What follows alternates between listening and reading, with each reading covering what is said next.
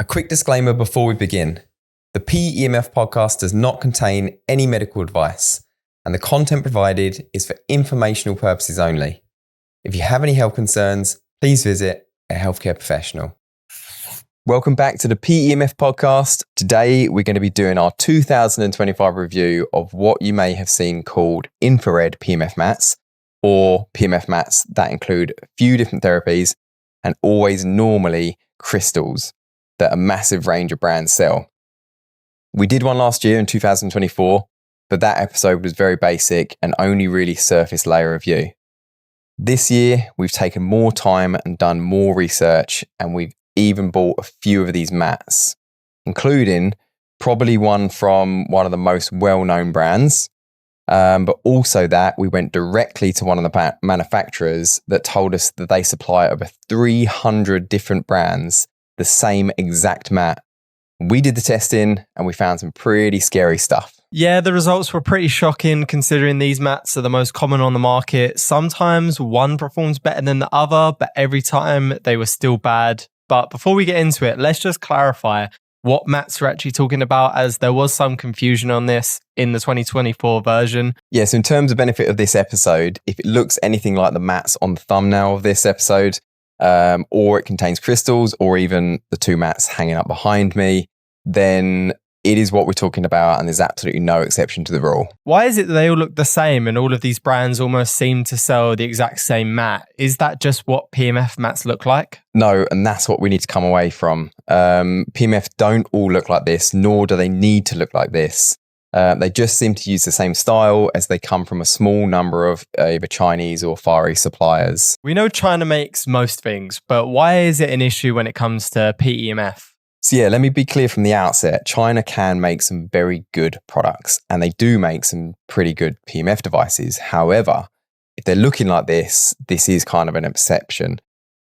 We contacted a number of different suppliers of these systems, and a lot of the time, the questions they were asking us were quite shocking. They were asking us if we knew how to measure the intensities. We would ask them what the intensities were, and they would respond by saying, "Can you help us? Can you tell us the techniques of measuring PEMF therapy?" Steve Burdett, who we had on twice before, had exactly the same experience. He contacted one of these manufacturers. Again, they were kind of begging him to explain to him, or explain to them, how to measure the Gauss of their systems. If they can't even measure the Gauss of something they're selling or providing to multiple different brands, what other kind of things aren't they able to do or produce or measure? Exactly, and it isn't just one of them, unfortunately. We had this issue with quite a few of them, but we'll go more into this later in the episode. But as we are the PEMF podcast and they market these mats as PEMF, let's talk about the PEMF side of these mats and the part that actually generates the PEMFs, the coils. What coils do they use? Yeah, so not all of them, but most of these mats will use ferrite rod coils, which if you're watching, you can see on screen. But if you aren't, they're like cylinders that are wrapped in an extremely thin kind of low gauge copper. These are some of, if not the worst way to make a PEMF coil, because the field they make, due to the shape of them, just drops off so quickly in every direction. And it has a really poor distribution compared to, say, like a normal donut-shaped circular coil. When we test the mats, we saw this across all of them. And Brian Myers, who we've also had on the podcast talking about these mats, tested one. And 3 centimeters, or about an inch above the coil, he saw that the field was 22% of the max strength, which measured at the coil. So as you can imagine, if you're lying on one of these mats, the field won't really be able to physically reach even halfway through the body. So again, if you've listened to past episodes with Steve, he talks about the donut-shaped circular coils, like one of these that I'm holding here. These ones we would consider being the best in terms of creating my nice uniform, evenly distributed field, and one that doesn't drop off so fast. The reason they use these ferrite rod coils most of the time simply because it's the cheapest option, which seems to be the biggest motive when it comes to choosing what they put inside these mats. It's not really about the quality, it's about creating maximum margin. Like, you can actually buy these mats from the manufacturer for around $100 to $200, which is where we bought one of these systems. Yeah, it's pretty shocking how cheap you can buy these online directly from the manufacturer. But this wasn't the only problem with the coils either, was there? There was actually an issue with the number of them as well, right? Yeah, exactly. Most of these mats in the market have around 4 to 6 coils, which, as we know, isn't great when it comes to a PMF mat, especially when using coils like this. Firstly, some of the manufacturers only put coils in like 2/3 of the mat. So at the bottom, normally there isn't any coils at all. It creates a massive dead zone. So your feet are getting no PMF whatsoever. Secondly, we know that the field from these coils drops off extremely fast. So only having a few means you're getting little coverage on your body, even when laying on the whole mat. Yeah, exactly. So we know now the coils aren't great. What they generate drops off quickly, but we actually did discover a lot more to talk about when it comes to the field when we did the testing. We also found they were giving off negative and if not harmful EMFs too, right? Yeah, so in summary, both of the mats we tested weren't great. In some way or another, they were one was better than the other. The first one we tested was by far the worst due to detecting a complete 50 hertz dirty field. That kind of frequency is directly tied to standard AC mains electricity. Is like basically comparative to laying on a power socket at your home or exposing yourself to those EMFs. Not only does it create biological stress to the body, it also totally undermines the intended therapeutic effect of PEMF therapy. So instead of getting a nice therapeutic PMFs, we're actually getting 20-minute session of laying on a plug socket. The second mat we tested was actually a bit better. There was no pulsing 50 hertz, so there was no effectively dirty electricity, but the signal wasn't very clean either. So there was a lot of noise interfering into the signal, meaning there was external electrical interference, which also isn't great therapeutic and potentially quite negative for your health. Yeah, so once again, just really kind of showing how poorly these mats are made. But when we saw this, we were actually looking at the waveform and the slew rate, which we know is very important when it comes to PMF, as a fast slew rate is actually what creates induction. And the fast change, the fast slew rate, is what induces the current into your tissues and kind of gives you the benefits of PMF. Hence, kind of pulsing fields, not static fields. As we know from Faraday's law of induction, static fields do not create induction, but pulsing fields do. But anyway, what did we find here when it comes to the waveform and the slew rate? Yeah, so since our last review, a lot of those brands of the multi-therapy mats, we come under a bit of heat. They contacted us and they were like, have you actually done any testing on our mats? Or, what you're preaching is, do you know that this is accurate? Again, they didn't really know themselves. So once again, I was really excited to get these mats in and do the testing and compare them to some other PMF devices where we can see the slew rate so much better. So the slew rate and the waveforms were pretty bad that we found on these two. The slew rate both was nearly impossible to measure because it was so slow. But we did get two readings, one from each. The first one came in at 0.7 Tesla per second, which is super low. And the second came out even lower at 0.4 Tesla per second.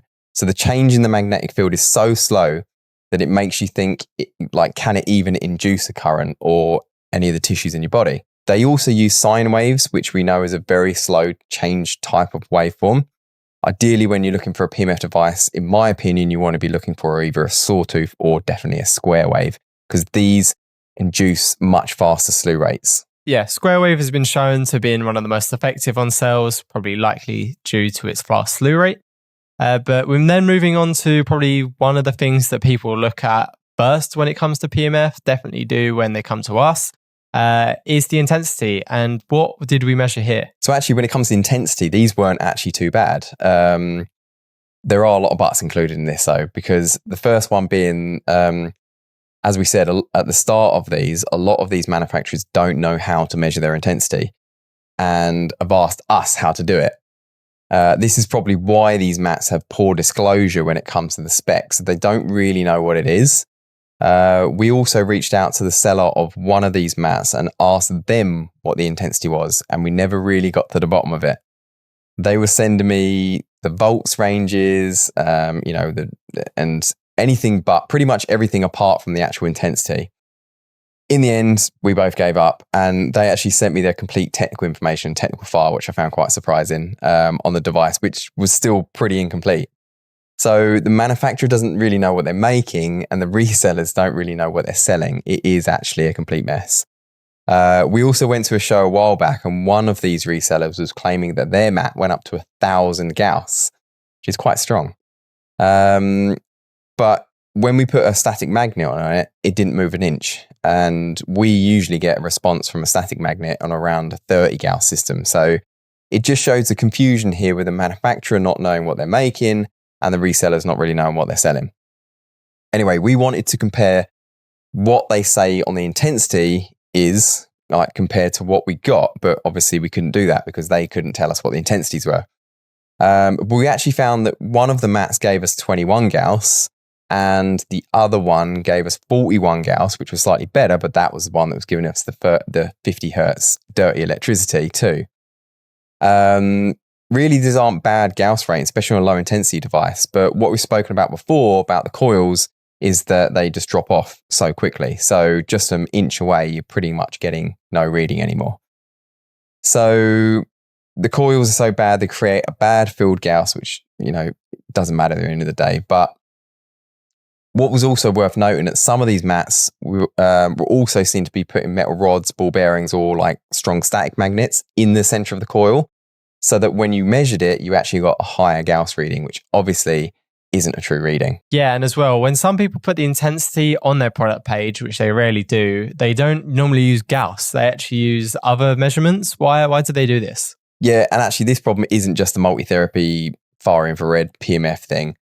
This is done by quite a lot of PEMF manufacturers, especially in the low intensity range. And what they're doing is trying to make their systems look a lot better and higher intensity. Instead of using things like Gauss, they actually use like milligauss or millitesla to make their number look a lot bigger.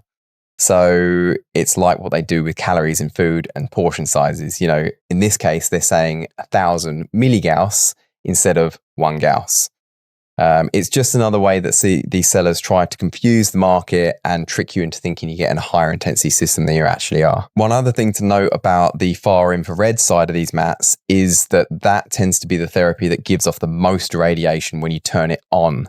So something that anybody can do at home, and so, don't just take our word for it, is I purchased one of these tri-field meters off of Amazon, and you can literally put this onto a mat and test the PEMF side of it. First of all, you can probably see that that's giving off some radiation, but then turn the far infrared on. So if you've got one of these mats at home, get one of these tri-field meters, put it onto the mat, turn the infrared on and see what happens. And then put it up a plug socket, put it up against a plug socket and see if it's the same. Yeah, and if someone wants to try it at home, all they need is the tri-field meter and they'll be able to replicate exactly what we've done. You can get one on Amazon. But a lot of these mats are promoted as all singing, all dancing. Like, look at all the therapies you can do at once. How amazing. Why don't you see all PEMF mats having multiple therapies inside? Yeah, we mentioned this actually in the 2024 review about Jack of all trades, master of none. And that's what these therapy mats really are. We've been talking about the essence of PEMF therapy and how that's not so great. But looking at all the other therapies they represent as well, it really is like a box ticking activity. And some of these therapies don't really harmonize very well together. So we talk about the far infrared side. Far infrared is super high frequencies and it has to be done correctly. We're talking about high frequencies versus the essence of PEMF, which is low frequency, mimicking the Earth's natural magnetic fields and those lower frequencies. So we're integrating two different therapies, one super high and one super low natural. The high therapy, the high frequency therapies, a lot of those times can actually create radiation. So what they do in good devices is they put a blocking layer to block high frequency EMFs from reaching the body. And that's why a lot of these mats will actually advertise the fact that they are one of the lowest EMF devices on the market, which to me doesn't make any sense. But we'll come back to that. But putting high frequency far infrared and low frequency PEMF devices, you have a blocking layer.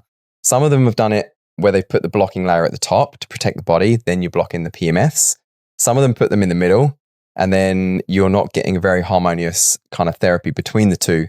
So it's really why PEMF devices are more about the masters of their trade in terms of getting a device that just offers PEMF is usually the best way to go.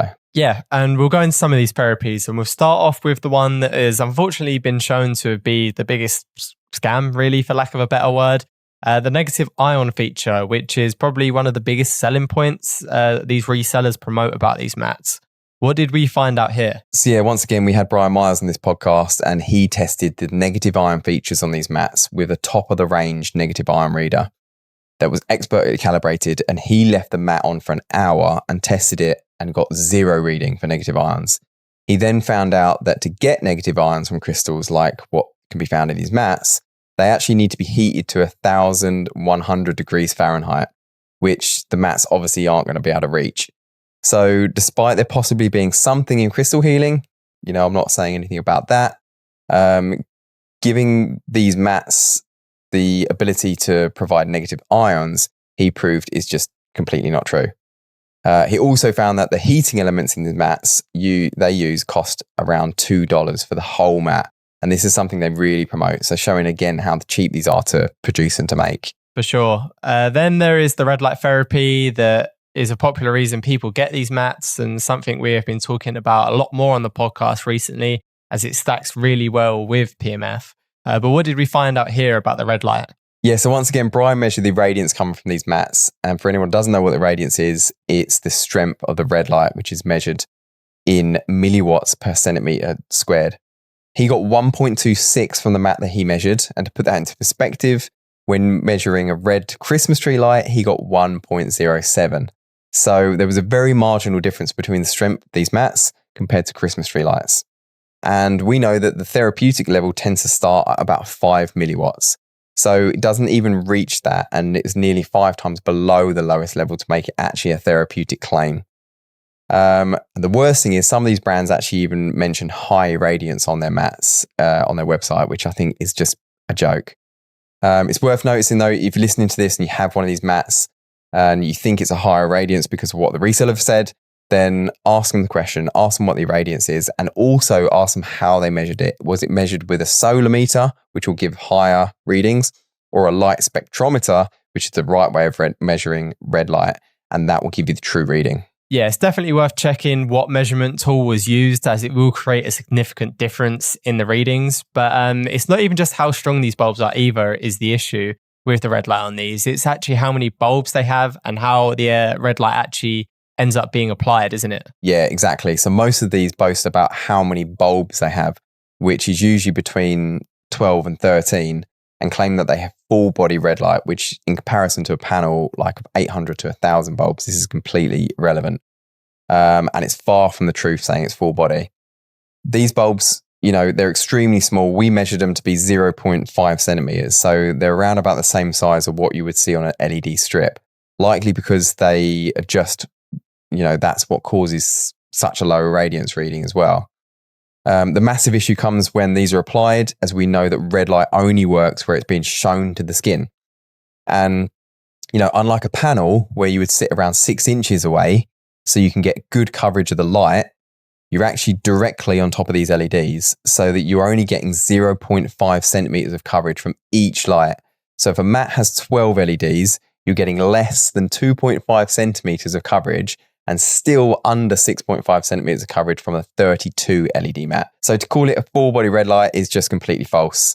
The area it covers is no larger than the palm of your hand. But really, all of this is just irrelevant anyway, because, as we've just spoke about, the light aren't even strong enough to be therapeutic anyway. This is just another box ticking activity like the PEMF, to say that they've got multiple therapies. Yeah, so really these mats shouldn't even be able to say they have red light, to be honest. But apart from the technical side, what other issues do these mats have when it comes to the usability? The biggest thing, we thought when we got one of ours was how heavy they are. You just don't appreciate until you actually get one in your hands. Some of the people advertise these mats as being portable and easy to carry, which just couldn't be further from the truth. These mats are extremely heavy and bulky, so moving them is quite a job, even if that's just on and off the bed. They have to be plugged in also into the mains, which really limits where you can use them. But it's funny, from some of these companies show them using their mats on the beach, or next to a poolside, which is just a joke. It's physically impossible as there's no plug socket nearby, unless you've got like a 50-meter extension lead. It's just not going to happen. Even on the lower level, we see a lot of photos of these being used outside, which again, wouldn't really be possible. They got to be plugged in. So when it comes to the PEMF, you're also not able to control much, apart from the frequency. So a lot of these will tell you they've got different programs, but all that's changing is the frequency.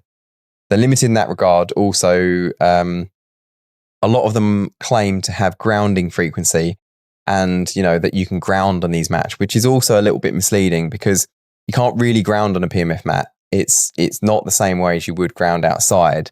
You have the same frequencies using the Schumann resonance, but the mechanisms are very different, and it's not really replacing grounding as such. Yeah, a lot of these companies say one of the big things is you'll feel grounded. Some even say you will be grounded, which just isn't really necessarily accurate because the tech isn't the same. But why is it that a lot of these people actually end up getting tripped up, or consumers mainly get tripped up and end up kind of buying into or falling for these mats? A lot of the time it comes down to the aggressive marketing they use for these products, mainly through ads as well as influencer marketing. And that's really the worst part. We've spoken to people and they've so many people pushing these mats that it makes the average consumer think, well, they must be good. But in reality, most of these promoters are just doing it because they've got a code or it earns them commission, and as we know, the profit margin on these mats is extremely high. So there's so much more money to share between influencers and brands. So it's likely that they push them so hard because the commission they earn per sale is so significant. Companies selling them also try to convince the consumer that these products are high quality with wording on their website. So be careful not to get tripped up in this. And, here's some examples we found when we were on these websites. So like lab grade, which, really doesn't mean anything. They're just trying to make it seem more science backed. A big one we also to be careful with is like FDA registered. This makes it sound like, wow, the FDA is actually like evaluated, looked at this mat and checked it before it's been put onto the market. But actually, really, it's not that at all. It's more of a legal requirement. FDA approved, cleared, or evaluation for safety or effectiveness is just something that, a lot of these mats have to go through along with they've gone into the US market. It's not really a stamp for high quality. A lot of the time, it's just filling out some paperwork and putting it on the market. So again, it's not like you're sending your devices to the FDA to be evaluated. It's filling out some paperwork and registering it on the FDA register. Yeah, it's quite sad, really, the things that these people do to mislead or try and trick the consumer into buying their or choosing their product. But what would you say to someone now who might have watched this all the way to the end, but still maybe thinking these mats have multiple therapies? PEMF mats only have one. Still kind of considering one of these multi-therapy mats. Yes, this is a tricky question because at the end of the day, we want to promote the benefits of PEMF therapy. And for us to do an episode really saying how bad a certain PEMF device is, or should we say a bunch of brands' PEMF devices all coming from the same area and manufacturers, can be quite damaging for the market, and we don't want that to be the case. But really, we struggled to find some good parts of these mats. And now that we're seeing them completely flooding the market, we feel it's our place to try and do something about this and spread awareness of these systems. At the end of the day, some of these mats were better than others. And the PEMF side of things, you will get some benefit. You will get a very small amount of benefit, but very soon, I would say, in my opinion, these benefits will plateau and you're not going to get what I would consider the benefits from a PEMF system. But particularly, one of the mats we tried was better than the other. The other one that was giving out dirty electricity, really poorly made, really poorly advertised and aggressively advertised. That system I wouldn't even put my body on at all. So, my advice is to avoid these systems. If you can, look for a PEMF device from an established brand that only specializes in PEMF. If that's what you're looking to do, integrate PEMF therapy into your life. Don't try and, cut corners by getting one of these mats that ticks hundreds of different boxes when, like we've mentioned, it's just kind of a box ticking activity with so many different therapies. If your budget persists that these are one of the systems that, you can afford, maybe use it as an entry level. But as we said before, usually when you buy cheap, especially in PEMF therapy or something that you're trying to get therapeutic benefits from, you're going to end up buying twice. So I would say look for an established and better PEMF brand. Yeah, for sure. As we have, I should probably make it clear at the end of this episode, just so everyone's on the same page, that, these far infrared PEMF mats or the multi-therapy mats, they aren't all made the same and they aren't all made from the same manufacturers as probably we associated them as before in our 2004 review. And we've kept out the brand names for respect for those brands that are trying to raise the awareness of PEMF therapy and have a good knowledge and maybe do have a good version of these mats. But as far as our testing is concerned and what we're seeing from the market, what we're seeing from other PEMF professionals out there doing the testing, is really we haven't found a lot of good things, unfortunately, about these systems. Yeah, definitely. But as I was about to say, if you want to go back, listen to some more about these mats, we recommend listening to episode 48 with Steve Burdett and or episode 49 with Brian Myers, where we spoke loads more about these mats. But if you still have any questions about them, please make sure to leave them below this episode.